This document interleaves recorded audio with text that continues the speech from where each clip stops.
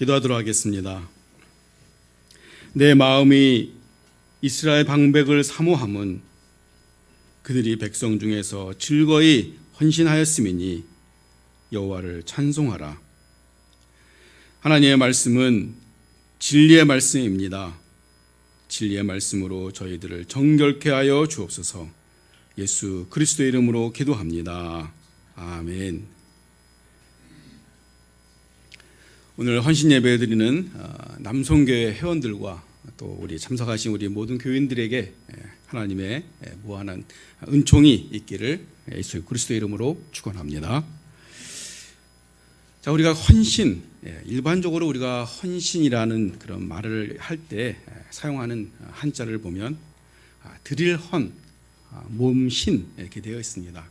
즉 헌신이라는 것은 몸을 드리는 것인데, 우리가 일반적으로 어떤 일에 대해서 헌신하거나 또 어떤 사람이나 관계에 대해서 우리가 헌신을 생각할 수가 있지요.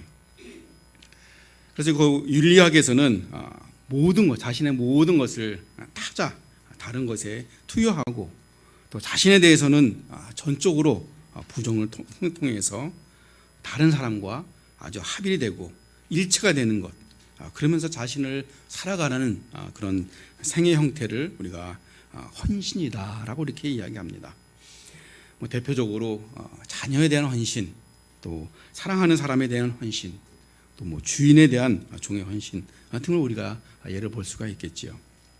그럼 과연 그러면 성경에서는 이 헌신을 무엇이라고 이야기하고 있는가? 그 대표적인 성경 구절을 보게 되면 로마서 12장 1절입니다.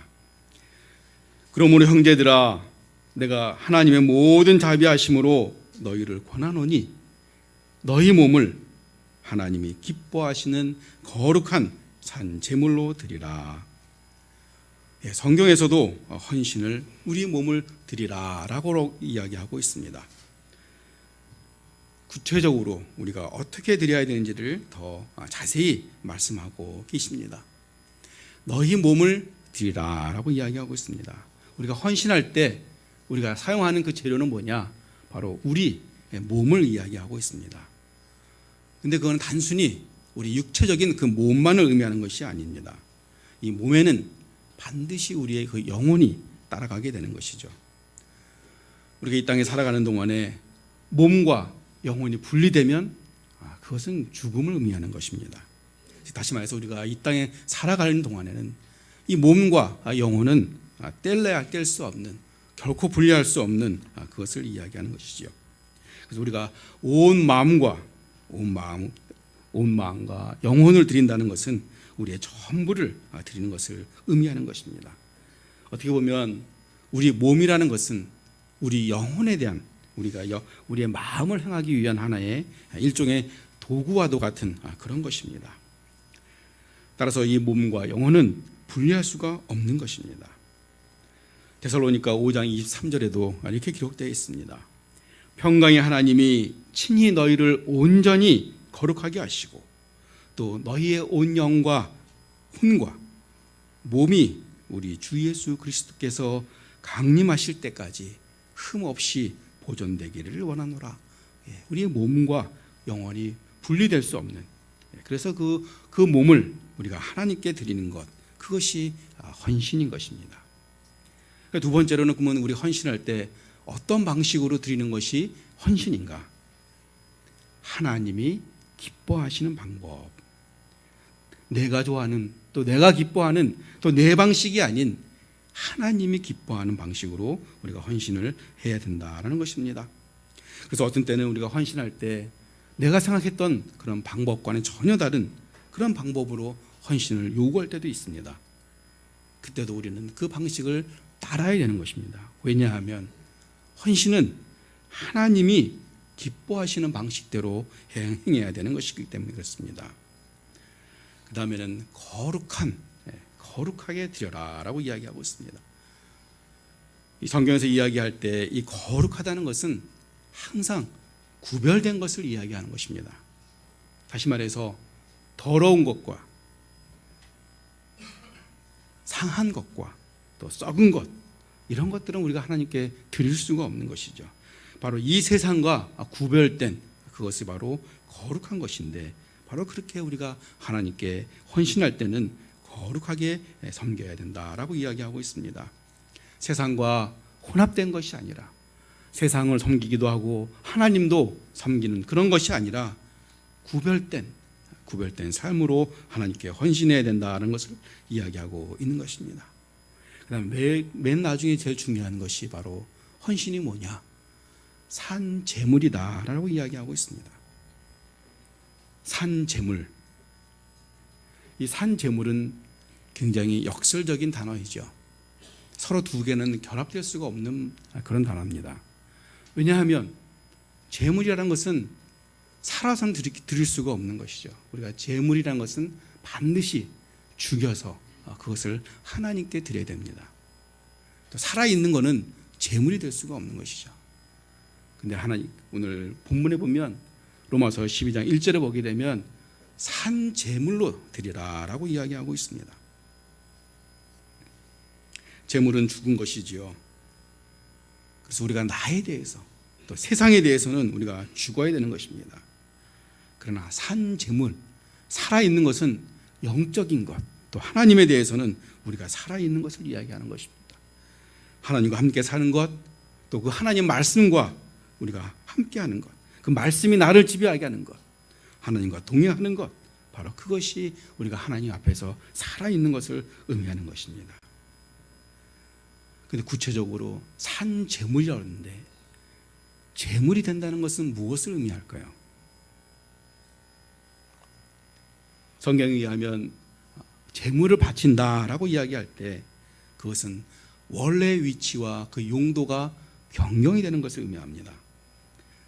다시 말해서 그 어떤 것을 제물로 바칠 때는 하나님 제단 위에 하나님을 위해서 특별하게 올려놓는 것, 사용되게 하게 하는 것, 바로 그것이 제물이 되는 것입니다. 우리가 구약 성경을 보게 되면 제사를 드릴 때 소나 양들을 제물로 많이 사용했습니다.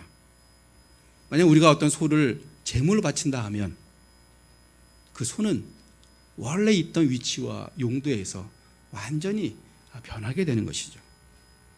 그게 무슨 말이냐 하면, 소라는 것은 원래 우리 사람들과 같이 살면서 밭을 갈기도 하고 수레를 끌기도 하고 이렇게 우리 일상생활에 사용되는 것입니다. 근데 어떤 소를 특별히 정해서 그 소를 제물로 드리게 할 때는 이제는 더 이상 우리 곁에 있어서는 안 되는 것이죠.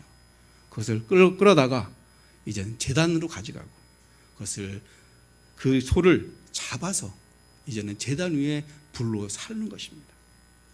원래의 사용 위치와 그 용도가 완전히 바뀌는 것, 바로 그것이 제물이 되는 것입니다. 제물이라는 것은 어떤 것을 하나님을 위해서 그걸 구별해서 제단에 올려놓음으로써 그 위치와 용도가 변하는 것, 바로 그것이 제물이 되는 것입니다. 그 제물이라는 것은 소가 되든 또 양이 되든 아니면 고운 가루가 되든 기름이 되든, 일단 제물로 드려진 것은 바로 드리는 자의 손에서 벗어나서 자신의 유익이나 자신의 누림이 아닌 하나님께 드려지게 되는 것입니다. 제물 위에 드려진 그 모든 제물은 하나님께 속한 것이고 또 하나님께서 사용하시게 되는 것입니다. 우리도 마찬가지죠. 우리가 하나님께 헌신한다 하면, 또 우리가 진정으로 하나님께 헌신하기로 작정한다면 우리의 위치 또 우리의 용도는 둘 다 변해야 되는 것입니다. 만약 누군가가 하나님께 헌신한다고 이야기했는데 자신의 용도와 위치가 변하지 않았다면 그것은 진정한 헌신이 아닌 것입니다.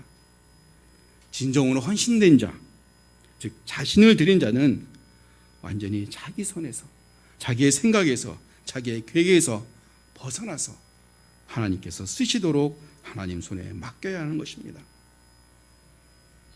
이런 헌신은 우리가 어떻게 생각해 보면 선물과도 같죠. 우리가 다른 사람에게 누가 뭔가를 선물할 때는 그걸 정성스럽게 준비해서 그것을 다른 사람에게 주어질 때만 그것이 선물이 되는 것입니다. 아름답게 선물을 쌌지만 여전히 내가 갖고 있으면 그거는 선물이 될 수가 없는 것입니다. 마찬가지로 선물이 내가 만들어서 정성스럽게 만들어서 다른 사람에게 건네주듯이 바로 그 헌신이라는 것은 잘 준비해서 아까 이야기한 대로 우리가 거룩하게 되고 하나님을 기뻐하시는 방식으로 우리가 준비를 해서 하나님께 드려질 때 바로 그것이 진정한 헌신이 되는 것입니다. 또한 용도도 변해야 됩니다. 이제는 내가 나 자신을 위해서 이 세상에 살아나갔지만 이제는 앞으로는 오직 하나님을 위해서 그렇게 살아가는 그런 사람이 될 때 우리는 진정한 헌신자가 되는 것입니다. 우리가 헌신을 영어로 이야기하게 되면 devotion 또는 commitment라고 그 단어를 씁니다. 근데 이 commitment라는 것은 본래 라틴어에서 왔습니다. 그 어원에는 어떤 의미가 있느냐? 함께 모인다라는 뜻이 있습니다. 따라서 이 헌신에는 교제의 의미도 같이 포함되어 있는 것입니다. 그러나 간혹 우리가 그 교회 생활하다 보면 어떤 사람들이 나는 하나님께 헌신했다라고 이야기하면서 우리 그 교회의 공동체 안에는 전혀 신경을 쓰지 않는 사람도 있습니다. 그 사람은 이렇게 나는 하나님께만 헌신했기 때문에 나는 하나님만 신경 쓴다. 그러나 그 사람은 그 헌신의 의미를 반 정도밖에 이해하지 못한 사람입니다. 이 헌신에는 바로 함께 우리 크리스찬들의 공동체를 위해서도 같이 해야 되는 그 의미가 포함되어 있는 것입니다. 그래서 우리가 헌신이라는 것은 적극적인 우리 크리스찬들, 우리 교회의 공동체 생활이 담겨져 있음을 우리는 분명히 기억해야 되는 것입니다. 그런데 이 공동체 생활 안에서 우리가 헌신을 할 때 꼭 기억해야 될 일이 한 가지가 있습니다. 그 내용이 바로 오늘 우리가 읽은 복음서의 내용입니다. 누가복음 10장 38절에서 42절까지 그 내용입니다. 그 마르다와 마리아가 나오는 그 내용이죠. 어느 날 예수님과 그의 제자들이 이제 복음 전도를 하다가 어느 날인가 마르다의 집에 방문하게 됐습니다. 그래서 예수님과 제자들이 오게 되자 이 마르다는 언니인 마르다는 그 예수님과 제자들을 접대하기 위해서 대접하기 위해서 아주 분주하게 식사 준비를 하고 있었습니다. 그런데 동생 마리아는 예수님의 그 말씀을 듣기 위해서 예수님의 바란치에 앉아서 예수님이 하시는 그런 말씀을 듣고 있었던 것입니다. 그랬더니 막 분주 없이 일을 하다가 이 마르다가 생각해 보니까 자기는 너무 바쁜데 동생 마리아는 예수님 앞에 편안히 앉아서 말씀을 듣고 있는 거예요. 속에서 화가 났습니다. 예수님께 쫓아가서 아니 예수님 내 동생 마리아로 하여금 나를 좀 도와주게 하지 않습니까? 내가 이렇게 바쁜데 왜 그런 얘기를 하지 않습니까? 라고 이렇게 이야기하자 예수님이 마르다에게 이야기하죠. 몇 가지만 준비하든가 아니면 한 가지만도 족하니 마리아는 그 좋은 것을 빼앗기지 아니하니라 라고 이렇게 이야기합니다. 우리가 이 내용을 가지고 어떤 사람들은 해석하기를 교회에서는 이렇게 봉사하는 것보다는 하나의 말씀만 듣는 것이 더 중요하다라고 이렇게 이야기합니다. 정말 그럴까요? 그러나 우리가 이 교회 생활에서는 물론 말씀을 듣는 것 물론 중요하죠. 그러나 말씀을 듣는 것만큼 또 우리가 다른 사람을 위해서 봉사하는 것 그것도 중요한 것입니다. 그러나 이 예화에서 예수님이 진정으로 얘기하고 싶은 것은 무엇이냐? 무슨 일을 하든지 우리가 교회 안에서 무슨 일을 하든지 간에 그것을 기쁜 마음으로 자발적인 마음으로 하느냐 안 하느냐가 바로 중요한 것입니다. 우리 하나님은 항상 우리를 보실 때 어떠한 일을 했느냐 안 했느냐가 아닙니다. 그 일을 할 때 우리가 그 기쁜 마음으로 감사하는 마음으로 즐거운 마음으로 자발적인 마음으로 했느냐 안 했느냐를 우리 하나님께서는 바라보시는 것입니다. 우리가 교회 생활할 때 여러 가지 많은 일들이 있죠. 어떤 사람은 일들이 많아서 분주합니다. 나는 이렇게 열심히 하는데 다른 사람들은 나를 도와주지 않는다. 그러나 중요한 것은 하나님이 우리를 보실 때 중요한 것은 우리의 행위의 결과 그거를 보시는 것이 아니라 바로 우리 안에 있는 속마음, 장원하는 마음, 기쁜 마음, 즐거운 마음이 있느냐 없느냐를 보신다는 그 사건인 것입니다. 주님은 여러 가지를 준비하며 불평하는 것보다는 한 가지만이라도 기쁜 마음으로 즐거운 마음으로 하나님께 봉사하는 것, 주님은 바로 그것을 원하셨던 것입니다. 우리가 교회에서 하는 많은 행위들이 있습니다. 그러나 그 밑에는 바로 우리가 기쁨과 자발성이 있어야 된다는 것을 의미하는 것입니다. 우리가 어떤 일을 할 때 하나님은 그걸 강제로 하기를 원하시는 것이 아닙니다. 또 어떤 그 십계명이나 그런 법규 때문에 그 처벌에 대한 두려움 때문에 두려움에서 마지못해서 하는 것, 하나님이 원하시는 것이 아닙니다. 하나님 무력으로 뭘 취하시는 분이 아니신 것입니다. 하나님은 기쁜 마음으로, 자발적인 마음으로, 감사하는 마음으로 하기를 원하시는 것입니다. 오늘 우리가 이렇게 헌신 예배를 드리면서 우리가 헌신을 다시 한번 생각하는데, 헌신이라는 것, 그것은 반드시 자발적으로 이루어져야 된다는 것을 이야기하고 있습니다. 그럼 우리가 왜 헌신을 해야 될까요? 그건 우리가 로마서 12장 1절에 있는 첫 마디에 나와 있습니다. 그러므로 사도 바울은 로마서 1장부터 11장까지 우리가 어떻게 구원을 얻었는지에 대해서 이야기하고 있습니다. 우리가 믿음으로 값없이 대가 없이 은혜로 구원을 얻은 것입니다. 다시 말해서 이 신칭이 우리 믿음으로서만 우리가 구원을 얻었고, 우리의 행위나 어떤 것도 요구하지 않는 것을 1장부터 11장까지 그렇게 사도 바울은 설명했던 것입니다. 12장 첫 마디에 그러므로 우리가 구원을 얻었으니 이제 그러므로 우리의 몸을 하나님께 산 제물로 드리자.